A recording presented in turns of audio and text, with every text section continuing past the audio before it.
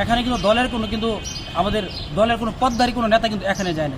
এখানে যারা বাংলাদেশের রাষ্ট্রের প্রতি কিংবা এই সরকারের প্রতি কিংবা দেশের মানুষের প্রতি কিংবা একটি সুন্দর ভবিষ্যৎ একটি বাংলাদেশের প্রতি যারা কমিটেড, যারা সুনাগরিক, তারা কিন্তু স্বেচ্ছায় কিন্তু তাদেরকে এখানে কিন্তু প্রতিহত করতে গিয়েছে।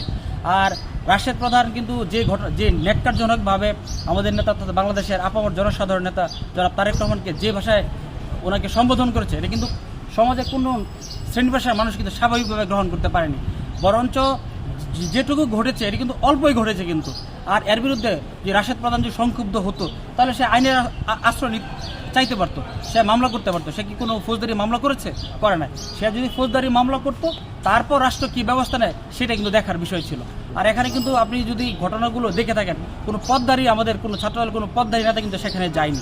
এটি আপনারা সংবাদ মাধ্যমের কর্মী যারা রয়েছেন আপনারা বিচার বিশ্লেষণ করে তারপরে দেশবাসীকে প্রকৃত যে ঘটনা এটা আপনারা জানাবেন।